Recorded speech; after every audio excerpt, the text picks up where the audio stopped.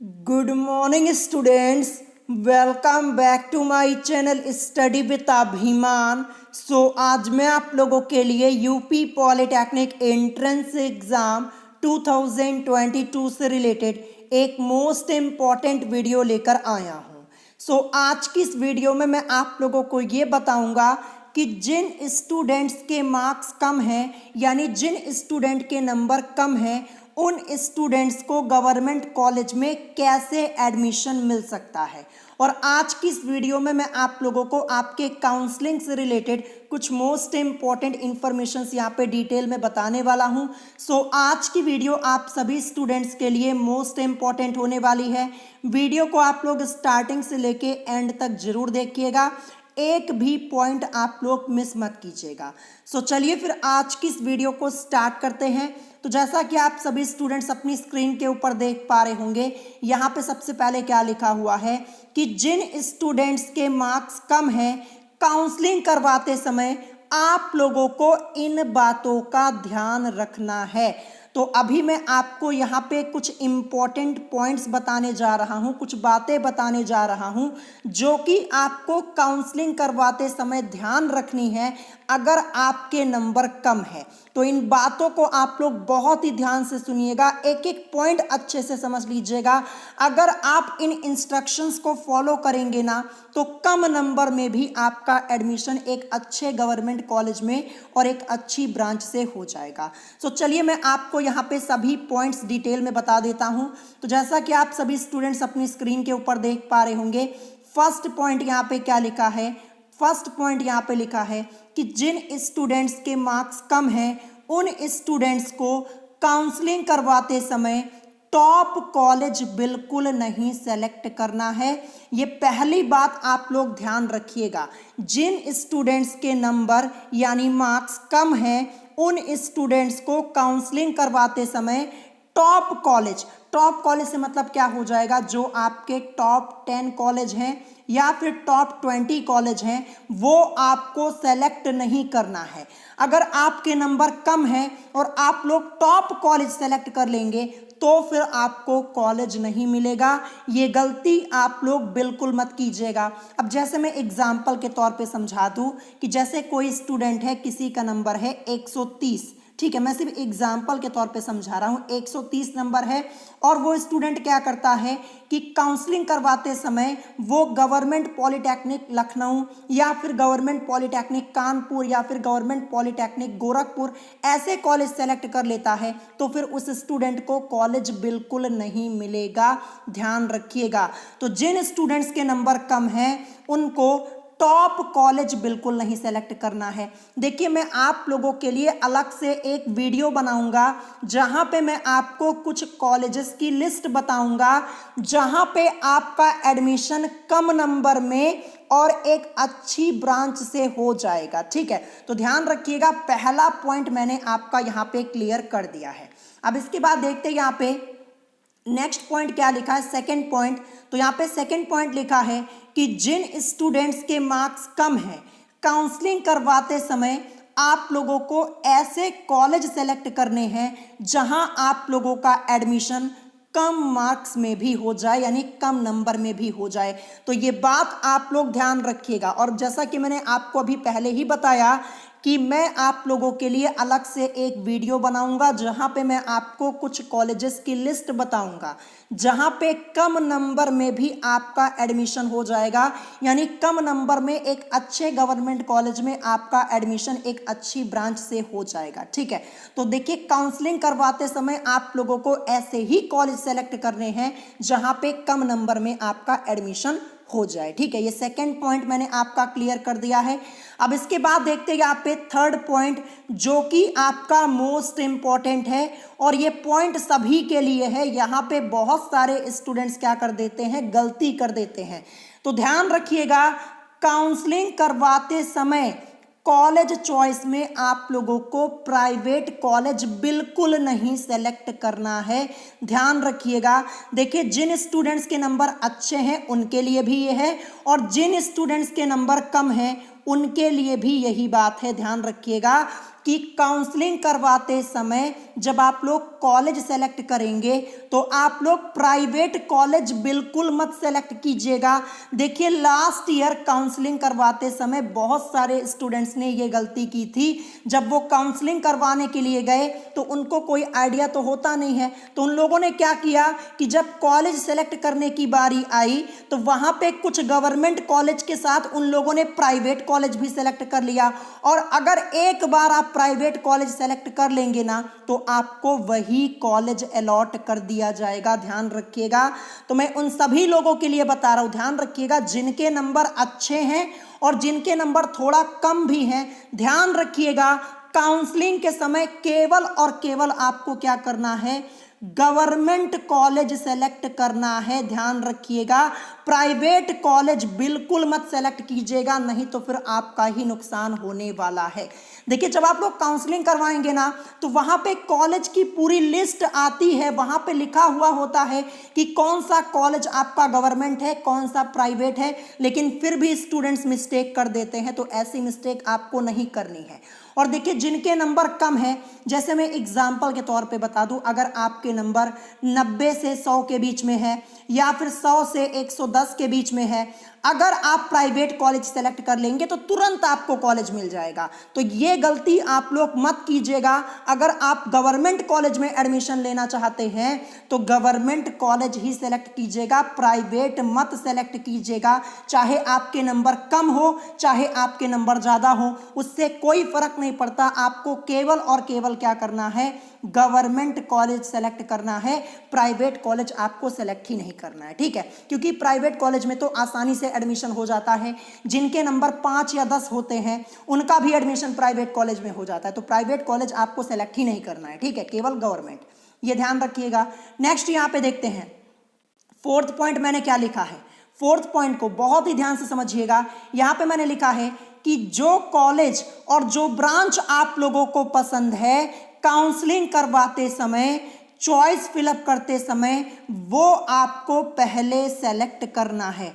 ये सभी लोगों के लिए है, चाहे आपके नंबर अच्छे हो चाहे आपके नंबर थोड़ा कम हो, उससे कोई फर्क नहीं पड़ता।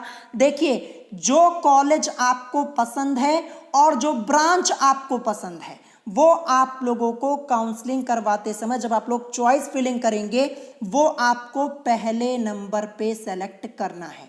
मैं आपको डिटेल में समझा दूं, जब आप लोग काउंसलिंग करवाने के लिए जाएंगे ना तो वहां पे आपको एक साथ में कई कॉलेज सेलेक्ट करने होते हैं, ठीक है, कई कॉलेज सेलेक्ट करने होते हैं और प्लस आप लोगों को कई ब्रांच भी सेलेक्ट करनी होती है।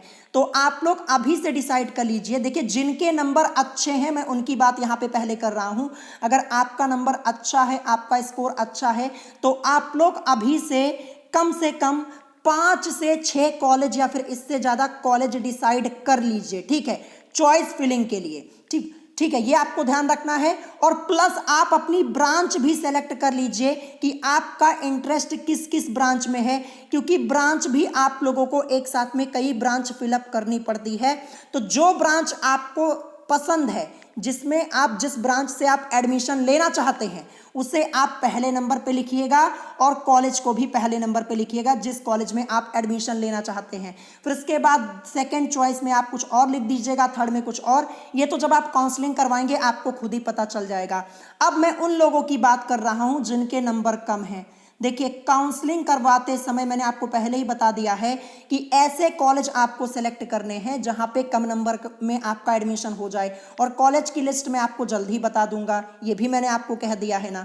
तो देखिए आप लोगों को भी ध्यान रखना है, वही कॉलेज सेलेक्ट कीजिएगा जहां पे आप एडमिशन लेना चाहते हैं। जैसे मैं आपको कुछ कॉलेजेस की लिस्ट बताऊंगा, वहां से आप डिसाइड कर लीजिएगा एक कॉलेज और वही कॉलेज आप लोग पहले नंबर पे सेलेक्ट कीजिएगा। और देखिए ब्रांच, जिस ब्रांच में आप इंटरेस्टेड हो उसे पहले नंबर पे लिखिएगा।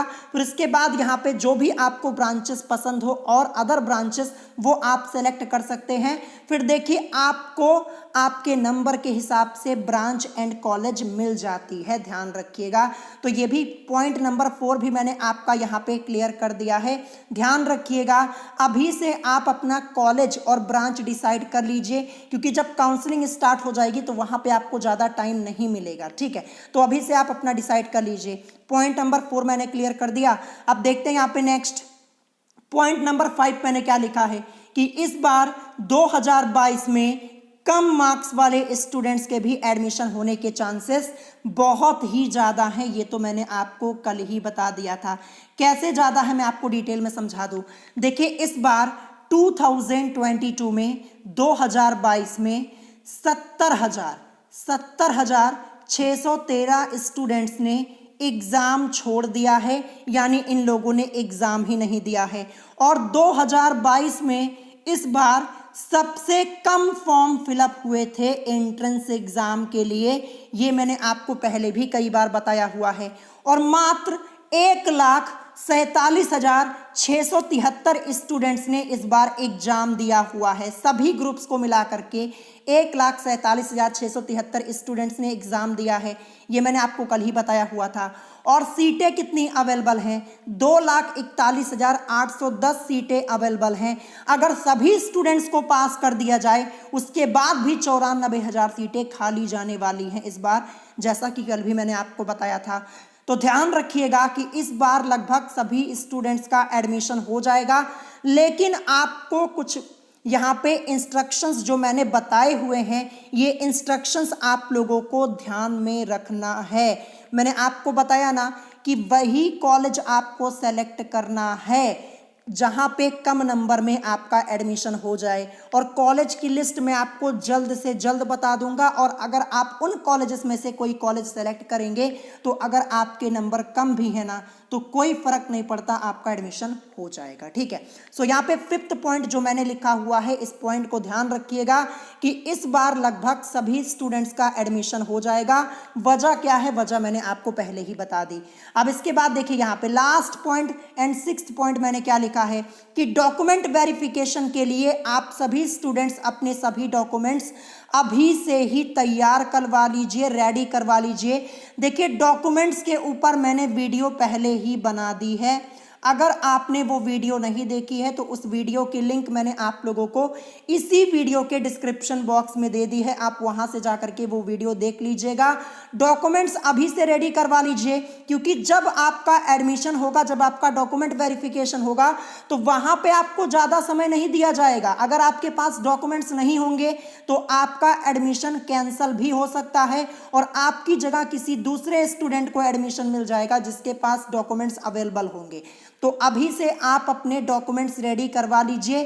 पॉइंट नंबर 6 ये मोस्ट इंपॉर्टेंट है, ध्यान रखिएगा। तो चलिए एक बार मैं फिर से आपको रिपीट करके बता दे रहा हूं कि किन किन बातों का आपको ध्यान रखना है।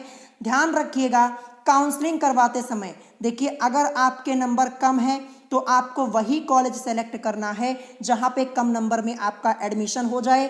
टॉप कॉलेज आपको बिल्कुल नहीं सेलेक्ट करना है। और जब आप लोग चॉइस फिलिंग करेंगे ना तो देखिए जो लिस्ट मैं आपको बताऊंगा कॉलेजेस की, उसमें से कम आप 3 से 4 कॉलेज अपने डिसाइड कर लीजिएगा। जो कॉलेज आपको पसंद है, जहां पे आप एडमिशन लेना चाहते हैं, उसे पहले नंबर पे सेलेक्ट कीजिएगा। और जो ब्रांच आपको पसंद है उसे भी आप पहले नंबर पे सेलेक्ट कीजिएगा। फिर उसके बाद आप कोई कॉलेज सेलेक्ट कर सकते हैं। देखिए अपनी लिस्ट एक बना लीजिएगा, कम से कम 5 से 6 कॉलेजेस की या फिर इससे ज़्यादा कॉलेजेस की लिस्ट बना लीजिएगा।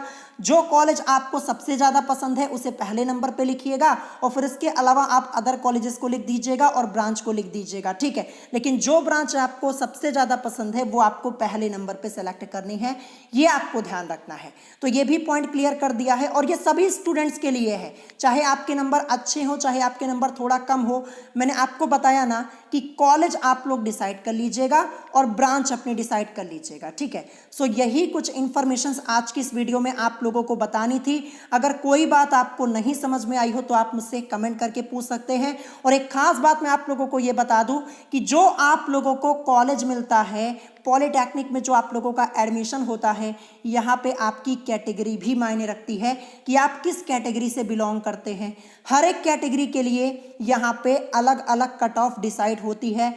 जर्नल के लिए अलग होती है, ओबीसी के लिए अलग होती है। देखिए जनरल और ओबीसी की कट ऑफ लगभग एक जैसे होती है, लेकिन इसके बाद एससी और एसटी की कट ऑफ एकदम अलग होती है। और जो फीमेल कैंडिडेट्स होती हैं इनको स्पेशल छूट मिलती है, कम नंबर में भी आप लोगों का एडमिशन आसानी से हो जाता है। जो फीमेल कैंडिडेट्स हैं ध्यान रखिएगा, तो कैटेगरी भी आपकी देखी जाती है। तो ये भी मैंने आपको बता दिया।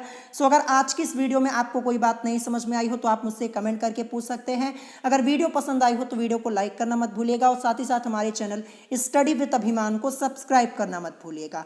तो जितनी भी बातें मैंने आज की इस वीडियो में बताई है इन सभी बातों का ध्यान रखिएगा।